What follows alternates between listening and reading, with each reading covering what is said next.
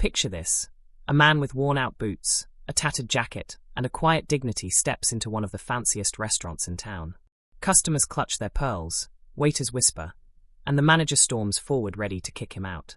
But what no one knows is this man holds a secret so powerful, it will leave everyone in that room speechless, humbled, and forever changed.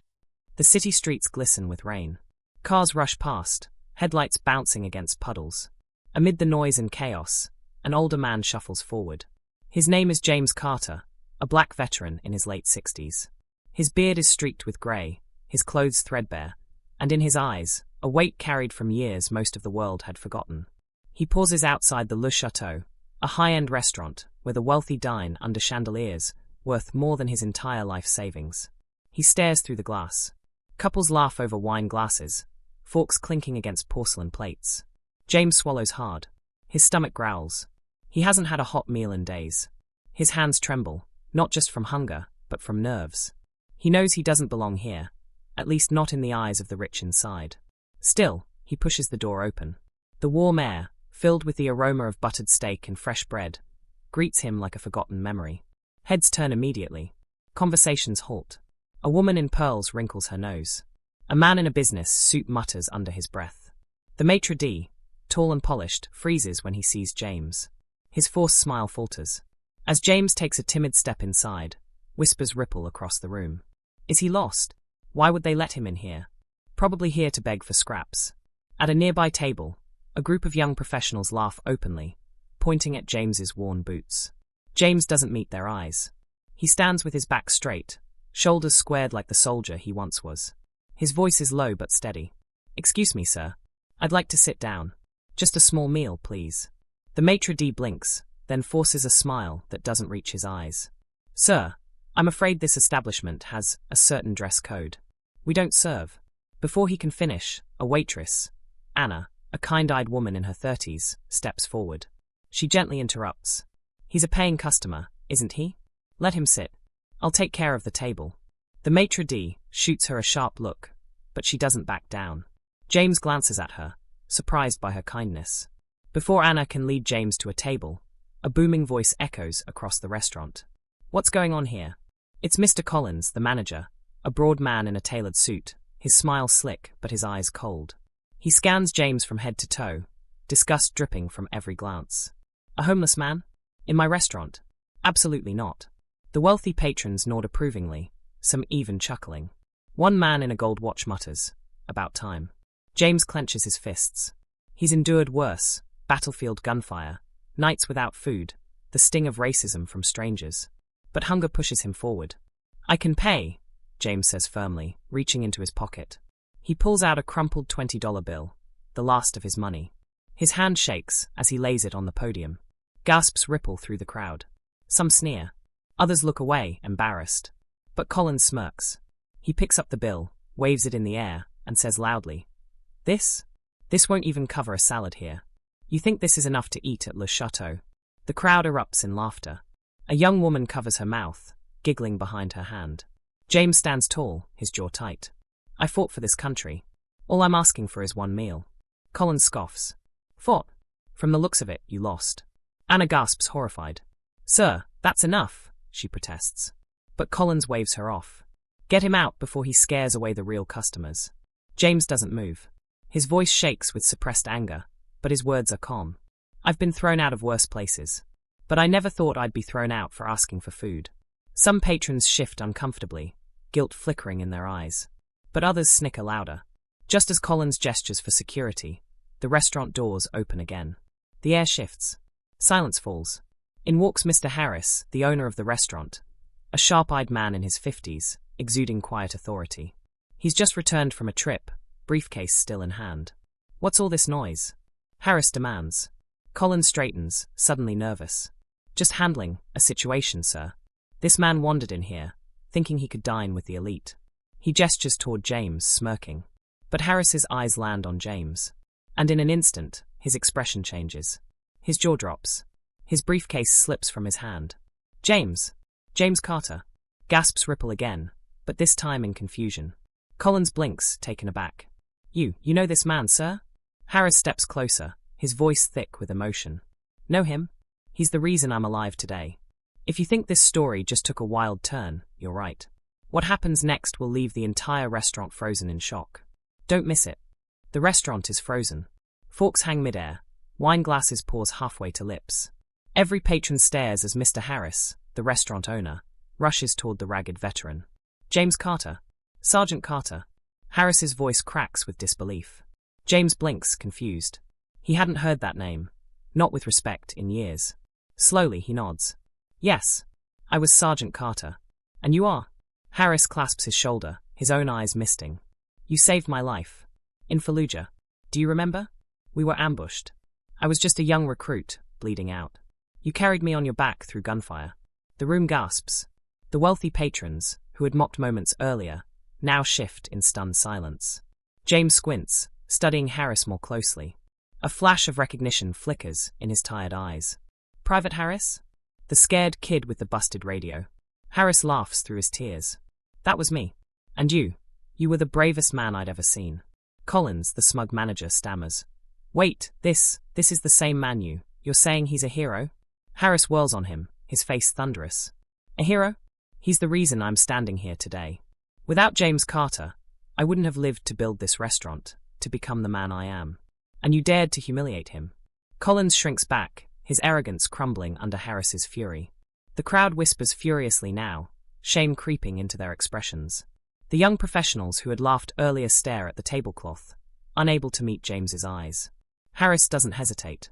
He takes the crumpled $20 from Collins's hand, presses it back into James's palm, and says, You'll never pay for a meal in my restaurant. Not now. Not ever. He signals to Anna.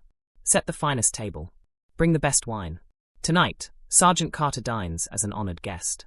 Anna beams with relief. She takes James's arm and leads him to the center table, normally reserved for VIPs. Patrons watch, some with awe, others with guilt heavy in their eyes. As dishes arrive, steak, potatoes, warm bread, James blinks back tears. He hasn't been treated with dignity in years. Harris sits across from him, raising his glass. To the bravest man I've ever known. The room, one by one, follows suit. Glasses rise. Even those who had mocked him now mumble words of respect. But James doesn't bask in the attention. He looks around the glittering restaurant, the faces now softened, and says quietly, Respect shouldn't come after recognition. It should come because we're human. The words hang in the air, cutting deeper than any lecture. Even the wealthiest guest feels the weight of his truth. You think this moment was powerful? Wait until you hear what James reveals about his life after the war, and how Harris responds. It's a twist no one in that restaurant saw coming. The restaurant has fallen into an unusual silence. The clinking of forks, the background music, the chatter, all gone. Every ear is tuned to James Carter. Anna gently places a plate in front of him, but James doesn't pick up his fork right away. He stares at the food, real food, not something from a can or a shelter line, and his hands tremble. Finally, he speaks. You know, James begins, his voice gravelly, war doesn't end when you leave the battlefield. You carry it inside you. Every night, every sound, every face you can't forget. He pauses, his eyes far away. I came home expecting parades. Instead, I came home to silence. No job. No family waiting. Just memories I couldn't escape. The wealthy patrons lean forward. Even those who had mocked him earlier are spellbound. I tried, James continues, swallowing hard. Tried working construction. Tried driving trucks. But the nightmares, the panic. Employers don't like broken men. Before I knew it, I was on the street. 1 year turned into 5. 5 turned into 15. Gasps ripple across the room. Some guests cover their mouths. A few dab their eyes. Harris lowers his gaze, guilt flooding him. James, all these years, I built an empire, and I never once thought of the man who saved me. I should have looked for you. I should have done something. James shakes his head. You owe me nothing, son. That's not why I carried you that day. A soldier doesn't think about repayment. We just do what's right. But his tone cracks, the years of loneliness, of invisibility, bleeding through. Then comes the moment no one expected. James slips a small velvet pouch from his worn jacket pocket. He sets it on the table. Harris frowns. Inside is a military medal, tarnished, scratched, but still gleaming faintly. This, James whispers, was awarded to me for valor. But medals don't feed a man. Don't keep him warm. I tried to pawn it once, but I couldn't do it. Too much of me is in this piece of metal. The entire restaurant is dead silent. Anna covers her mouth, tears streaming. And then James adds quietly, "I don't want pity. I don't need free meals. I just want to be seen again." The words pierce the room like a blade. Guests shift uncomfortably, realizing how blind they'd been not just to James, but to countless others like him. Harris reaches across the table, placing his hand firmly over James's. "You'll be seen, James. Not just tonight. Not just here. I promise you, your story won't be forgotten." And with that, Harris turns to the stunned crowd. "Ladies and gentlemen, this man isn't just my hero. He's our hero, and it's time we treated him, and men like him, as such." The patrons, one by one, rise to their feet. Applause fills the restaurant, not the polite kind, but the raw, thunderous kind that shakes the walls. James's lips tremble, but he forces a smile. For the first time in decades, he doesn't feel invisible. But what happens next goes far beyond applause. Harris makes a life-changing decision, one that not only transforms James's future, but shocks the entire restaurant.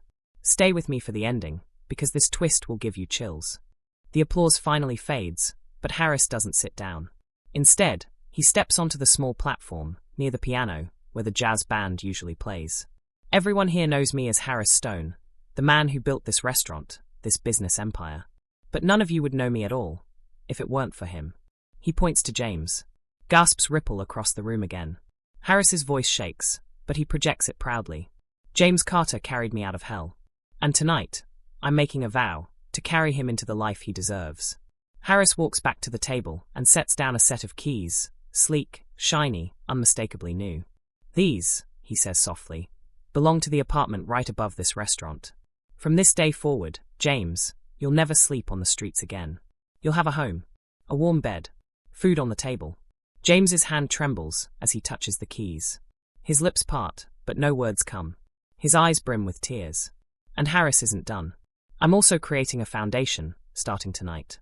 In your name, James. To help homeless veterans, men and women forgotten by society. Because no hero should ever be invisible." The room erupts. Guests clap, cheer, some openly weep. Phones come out, filming this once-in-a-lifetime moment. James finally stands, his old body shaking, but his spirit alive again. I don't know what to say," he whispers, voice cracking. "For years, I thought I didn't matter. Tonight, you've shown me I still do." Anna rushes forward, hugging him tightly. Harris joins, and soon the crowd surrounds them, a sea of hands reaching to shake James's, to thank him, to honor him. Weeks later, news stories spread across the city. Headlines read, "Millionaire honors forgotten hero. From streets to spotlight, a soldier's redemption." James moves into his new apartment. Harris visits often, sharing meals and stories. The foundation begins its work, funding shelters and medical help for veterans. But more than that, James no longer walks unseen. On the streets, people nod respectfully. At the restaurant, patrons line up not just for fine dining, but for a glimpse of the man whose courage once saved a boy, and now, an entire community. In the last scene, James sits by his apartment window, looking out over the city lights. He holds the medal in one hand, the keys in the other, and he whispers, "I thought my story ended in silence. Turns out, it was just beginning." The screen fades to black. If this story moved you, don't let it stop here. Share it. Talk about it. Because there are still countless real-life James Carters out there waiting to be seen. And if you believe no hero should ever be forgotten, hit that subscribe button. Together, we can keep their stories alive.